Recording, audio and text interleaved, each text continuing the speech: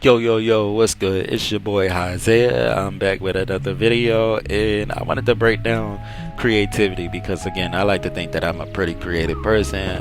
I draw, I paint, I understand oil painting, acrylics, the difference between alcoholic markers and paints versus watercolors and gouache, charcoal, Conte, the different types of fibers and papers you can do. I can stretch a canvas, put gesso on it, and do all of that stuff, man.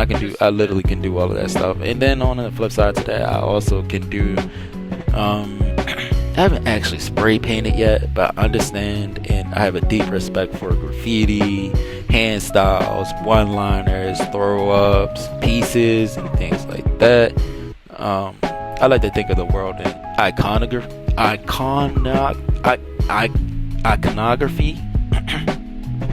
but using icon as images and explorations of artistic ideas. Again, you look at people like Marilyn Monroe, you look at Kurt Cobain, you could look at even down to Paul Walker as well. Like, as much as they were humans and people, Robin Williams, they become icons of something larger or larger meaning or a larger idea to what they did.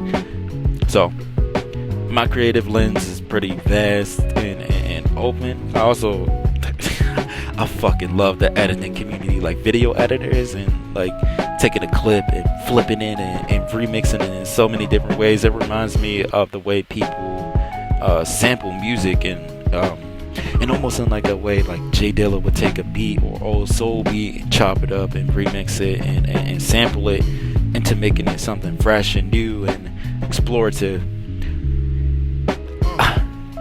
I said a lot of stuff, but hopefully y'all understand what I mean. My creative lens is vast and I love art and creativity, but I wanted to break down why comparisons quietly kill that creative fire. The fastest way to stop making something is to compare yourself to at the beginning of what you're doing to someone at the year 10 mark of what they're doing.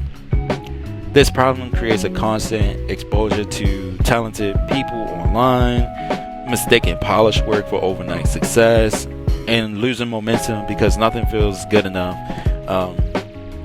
A lot of people will say, "Oh, I'm gonna be an author." And you sit down and you write your book and you go through your paces and you draft up your first thing and you put it online or you put it on Wattpad and you post it as a fanfic or whatever you have going on, and it didn't get the reception that you wanted, or it didn't get the support that you wanted. And you look at your peers and you look at other writers and you read other work and you're like, why isn't mine getting the same traction as this? I put the same love and attention, I put the same level of detail into the craft, and I put the same level of polish into what I did, but the result wasn't the same.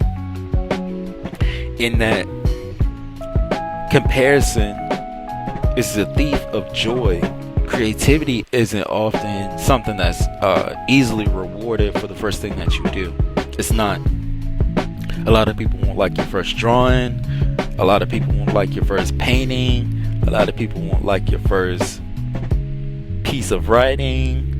People won't like your first poem. They won't like your first song. But you have to separate your audience from people who see you on a day-to-day basis, or people online who come across your work casually, and people who are truly fans of a craft. Like, you won't meet a person who loves music and say that song is trash because of XYZ factor, and I don't like this about it and I don't like that about it. People who truly love and appreciate and have a care towards creativity will approach it in the same way that someone like I'm blanking on his name. What's his name? He worked with Jay-Z and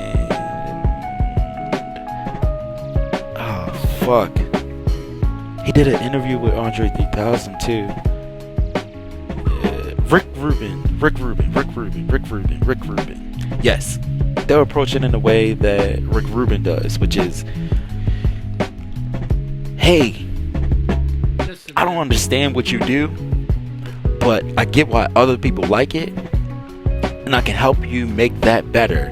So what things can we do as human to human? Because a lot of what he is and what he does isn't on the most technical mastery musician in the world, and I can tell you every single aspect of how to make a super duper technical multi-syllabic crazy rhyme scheme rap over the most dopest beat that's chopped up by the Alchemist. No, Rick Rubin isn't about to do that. But what he is able to do is connect to the humanity in you and the humanity within himself, and give the world a product or something that they can connect to as well, because the interconnected network is what makes something work creatively. Listen, man. But understanding that comparing yourself to these people who have spent their lives perfecting and going over and revisiting and re-going through ideas over and over and over again will quietly kill the creative drive to what you're doing. You see this so much in music producers. You see this in artists. You see this in YouTubers with 10 subscribers comparing themselves to people with millions. And you see this with athletes.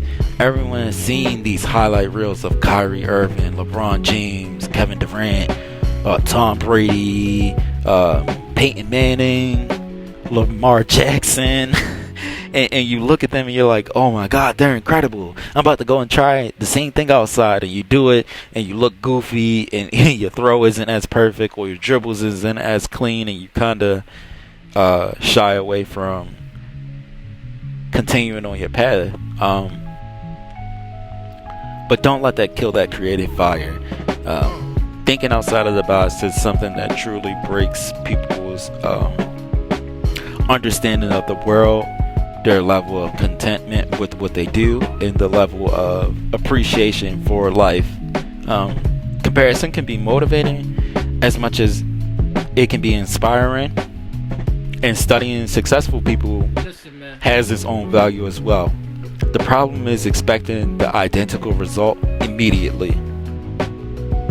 You don't want to fall into a space where you're looking at these people who may quote unquote be above you, quote unquote maybe past you, or quote unquote may have more success than you, and then look at your work and be like, well, no, it's not as good. But I think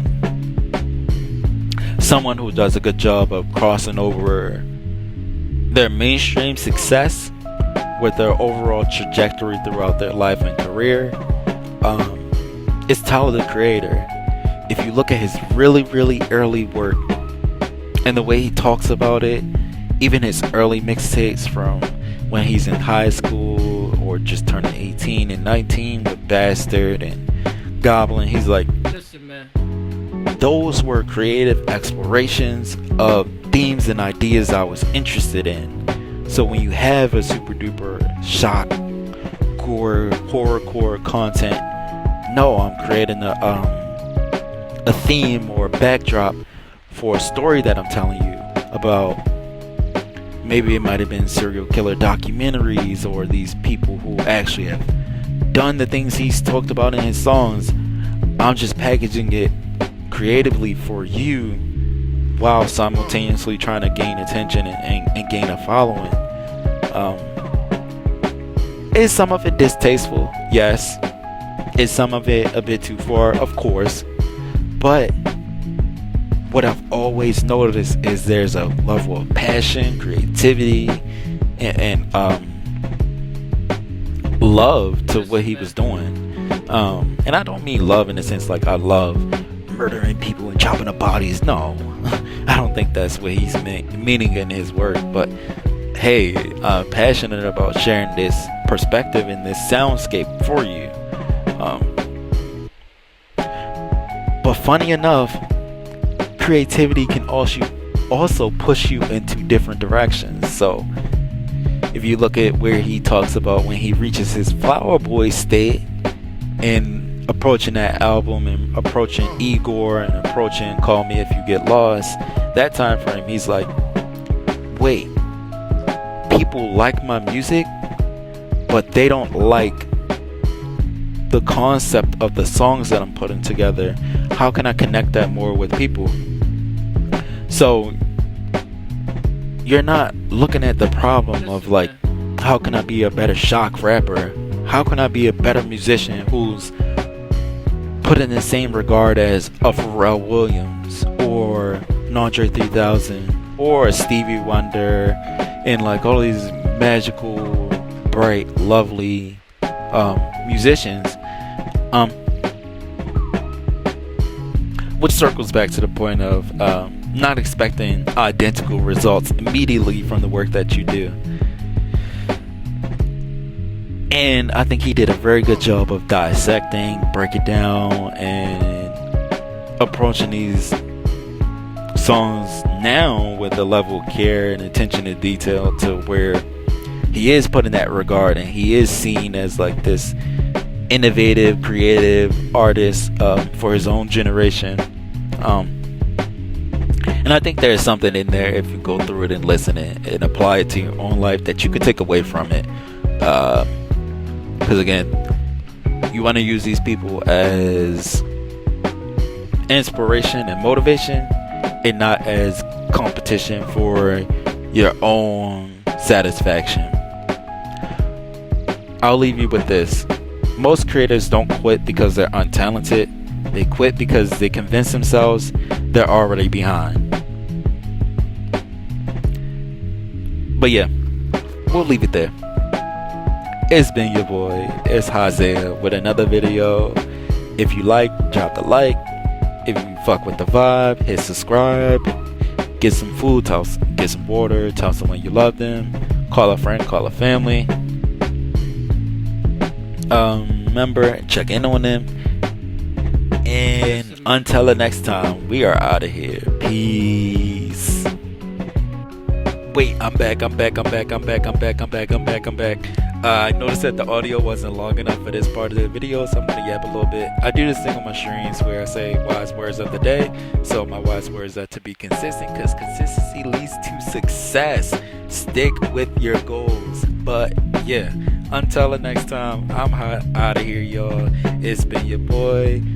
Thank God for the day, and peace. Until the next time, I'm out of here. There's so many hoes mad at me. I posted a slut cause she was free. Still my mommy angel. I just cope with demons.